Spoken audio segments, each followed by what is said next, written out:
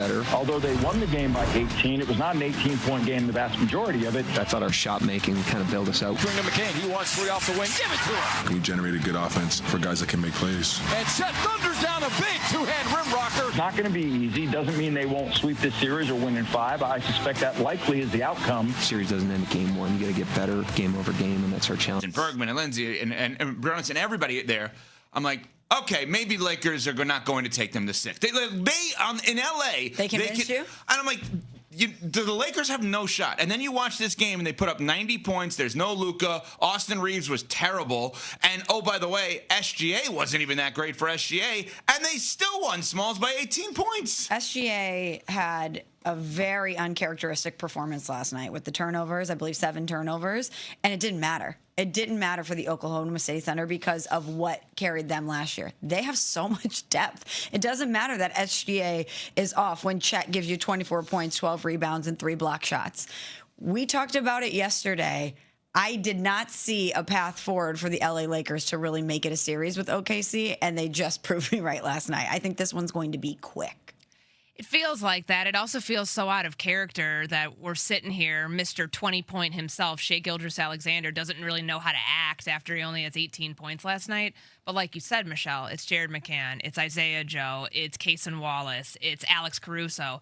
What carried them through a finals run last year seems to be the exact same script that they're running with this year. And I don't know if this is going to be more than a 5-game series. Have you shrunk your prediction, Evan? I know you said Lakers in 6. Court, I feel like I kind of have to. Yeah. This is the thing. I don't want to just be influenced by others here, but I'm influenced by watching the game. You mentioned all the bench guys. Somehow they have all bench guys, as we're showing on ESPN2, Jared McCain. I hope Daryl Morey's watching that. I'm just saying. I mean, yeah.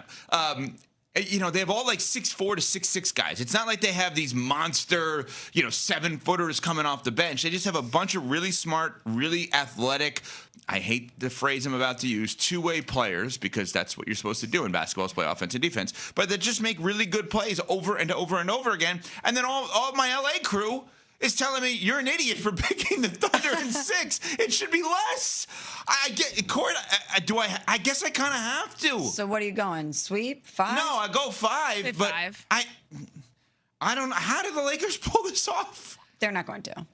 Well, I mean, maybe I'm wrong, but I don't see it at all. Barring injury, God forbid. Yeah. Additional injury. Yes. In addition to Jalen Williams. Yes. Who's an all-star, who had 40 points in one game in the NBA Finals last year, who's not playing, and they still won by 18 in a game where Courtney Cronin just said Shai kind of didn't know how to act, only scoring 18 in that game last night. Well, it's like 15 points below like what his playoff average had been and what his regular season average. Like it's just not normal for him to have a performance like that. But when he doesn't have to be perfect, then I think the rest of the team understands what their role is. Chet Holmgren was phenomenal. It's like their front court had the clear advantage from the jump yesterday, as Michelle and I have pointed out. The depth everywhere on that team is excellent. And even with a lot of mistakes yesterday, the Lakers still made more. That's the thing. Like 4 straight games where they've scored less than 100 points.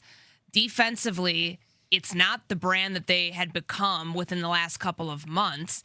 And you're not going to win games going 10 of 30 from the 3-point line. Not against a team that's that deep and has that many ways to beat you.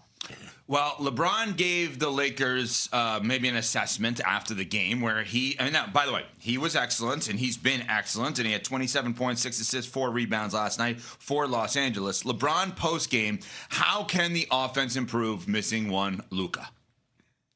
That was a guy that averaged 37 a game. He averaged 35 this year? 33 and a half? Yeah. I mean, what are you asking? Okay, well, I'm asking, like you guys... There's the issues right there. We're playing against the number 1 defensive team in the NBA, as far as the ratings and everything. And when you play against great defenses, you have to have guys that can attract multiple defenders on the floor at all time. I feel like we had great shots. We got some great shots tonight. We missed them.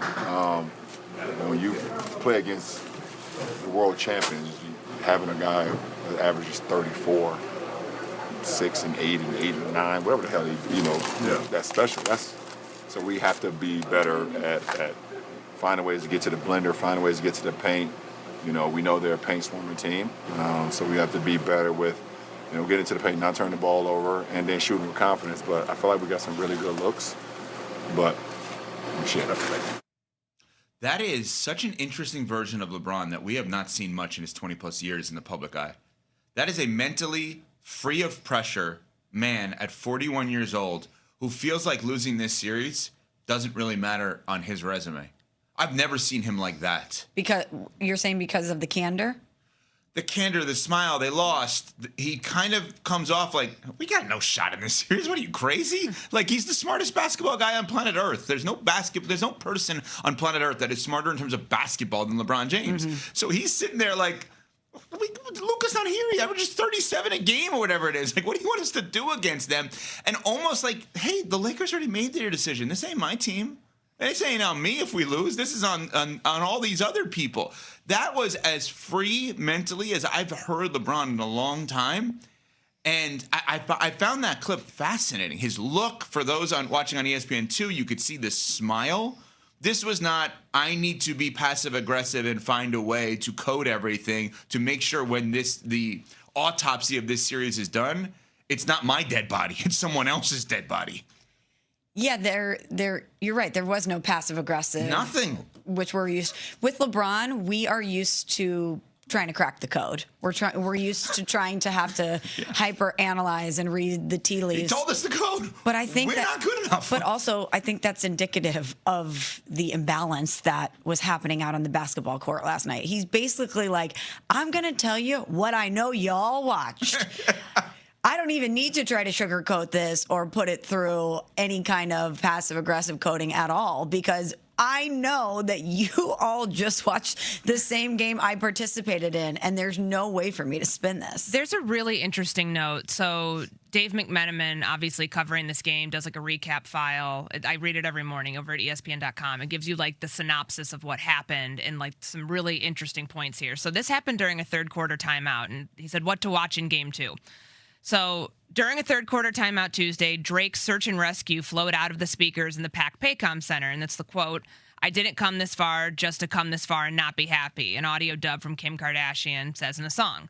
And then he points out how like the lyrics kind of accurately described what happened in that moment, JJ Redick calling a timeout right after the Thunder had gone on a 7-0 run, and it shows you the type of caliber opponent you're going up against now is vastly different than a Rockets team that did not have Kevin Durant. And you can concede to that fact, kind of like what you were just pointing out, Evan, that LeBron seemed like, yeah, like, what do you want us to do?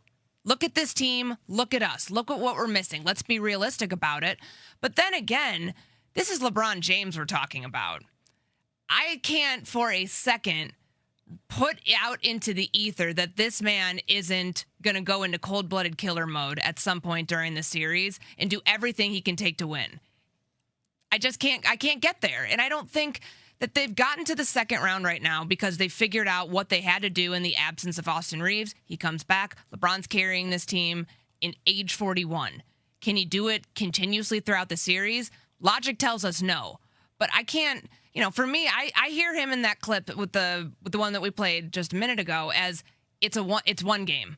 It's one game. Let's not panic. Let's see what happens when Austin Reeves, when Rui Hachimura, when everybody's shooting gets better, because it was bad last night. I feel like you can look at it as that's a sense of concession, but I also feel like it's way too early to be at that wavelength. Yeah, yeah. Again, we're reading into words and actions. Your read is that. My read is, for the first time literally in his life, he's not looked at as the best player on his team, so the pressure is not there.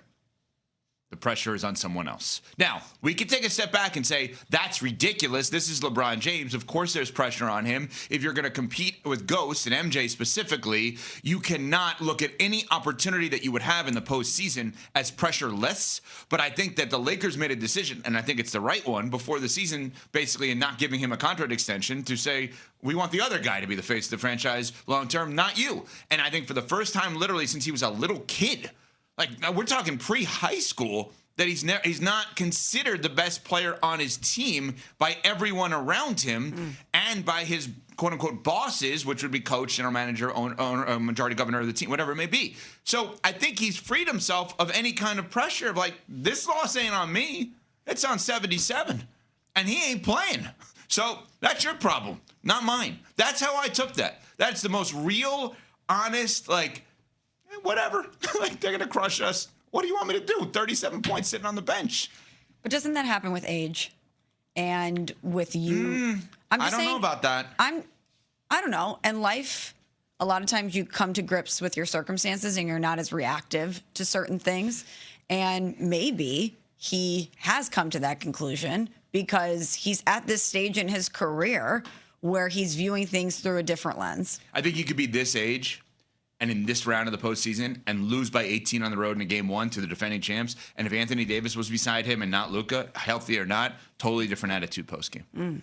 My opinion. If Anthony Davis was his co-star, it's LeBron's team. LeBron, the beauty of the Lakers down the stretch is, what did we all say? LeBron's been unbelievable in playing that point forward role as the third option. Well, I don't know that any third option, like Draymond, did Draymond feel as much pressure as Steph? Probably not, right? Pressure, but not as much pressure as Steph. And I know it's LeBron. I don't know. I heard that clip. I saw that clip, and I'm like, wow, that's an interesting version of one LeBron James. Any way you cut it, to answer Courtney's original question, would I go from my pick of 6